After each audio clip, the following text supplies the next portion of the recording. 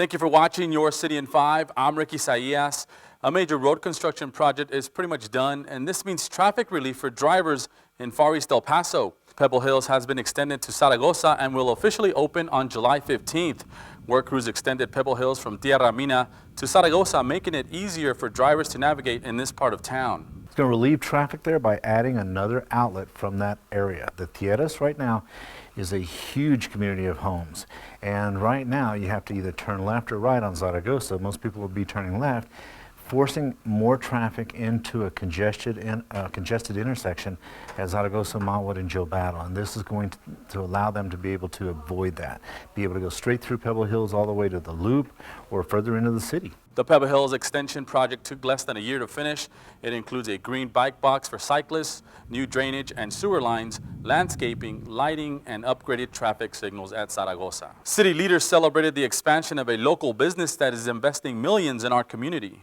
Uno, dos, tres.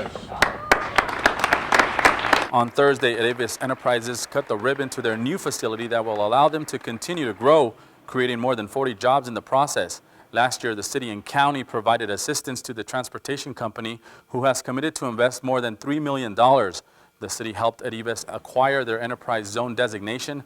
This means that Avis will now qualify for state tax incentives under the Texas Enterprise Zone program. Bring companies to El Paso was very important, but also to expand people that had already invested and trusted their community with their business to help them grow.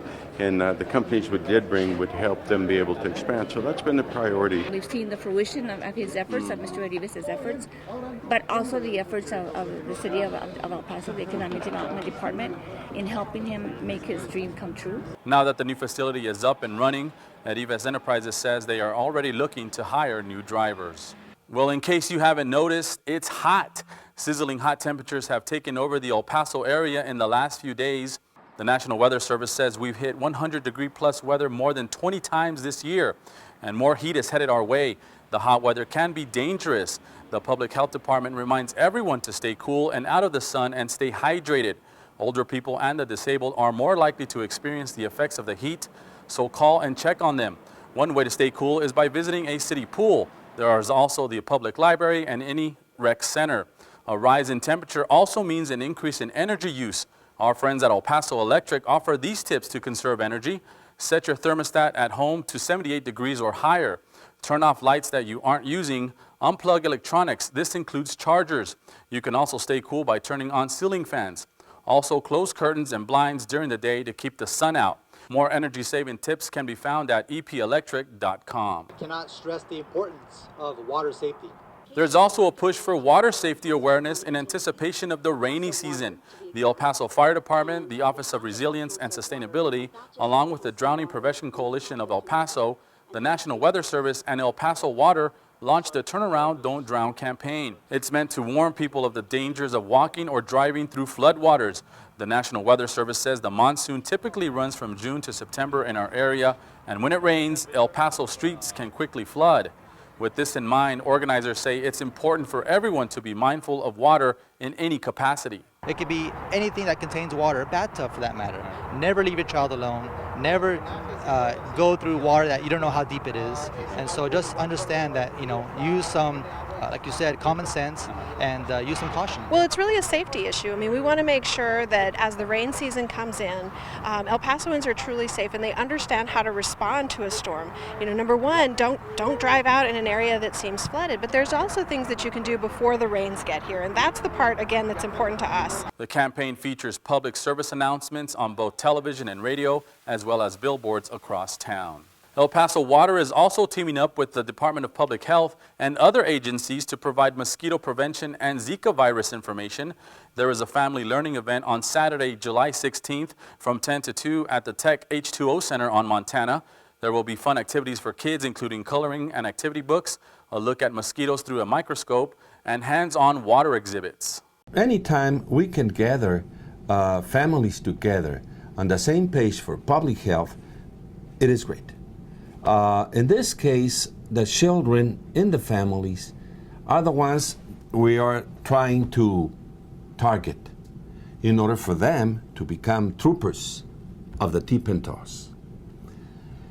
We want them to get excited and be part of this activity specifically for them to get rid of standing water. To learn more about the Zika virus, visit ephealth.com. A handful of people came together to give some tender, loving care to one of the city's community gardens. Your City in 5 photojournalist Jose Solis takes us to the Chamizal Garden, where volunteers are keeping it growing. The Office of Resilience and Sustainability is really excited today to be back in the Chamizal, back at the Chamizal Community Garden. We launched this a little over a year ago. We did a cleanup and a planting, but community gardens require ongoing maintenance and ongoing nurturing. Right now in the summer, kids need community service hours. It looks good on their resumes when they go to college. It looks good for anything. We need kids that still understand that, you know, there's a purpose for you in life and it's not just computers and phones. We offer free gardening workshops every month. We are partnered with the Agriculture Life of A&M, the branch that's here in El Paso, and we do these 101 workshops, and every workshop is focused on something different, and this month is going to focus on bugs, so bad bugs and good bugs in your garden and how to deal with them. Our long-term vision is to see a community garden in every neighborhood in the city, but that's a big lift, that's a big thing to do, and so we've created this mechanism to allow citizens to adopt a lot, and that's something that we're hoping to launch this fall. For more information on the city's community gardens, visit the Office of Resilience and Sustainability at elpasotexas.gov. Well, it's a war that everyone wanted to forget. Now El Paso is honoring veterans of the Vietnam War with a number of events. City Representative Emma Acosta kicked off the Welcome Home El Paso Vietnam Veterans events by inviting all area Vietnam vets and their families to upload videos of their time served in Vietnam to El Paso's digital wall.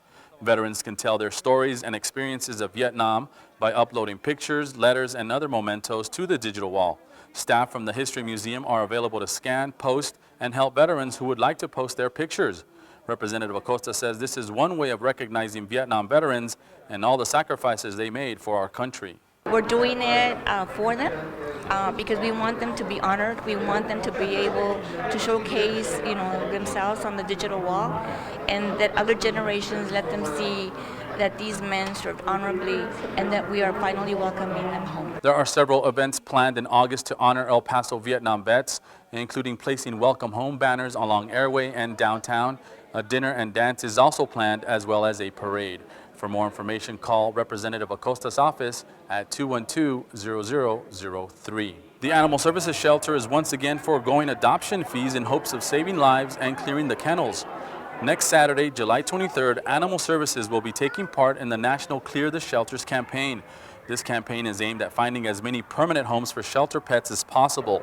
For this one day only, pets at the shelter will be free. For more information on this adoption event, visit epanimalservices.com. As you can see, there's a lot happening in the city of El Paso. You can find out more about these stories and other services provided by our great city by visiting our website, elpasotexas.gov. We're also on Facebook and Twitter. Until next time, I'm Ricky Saillas for Your City in 5.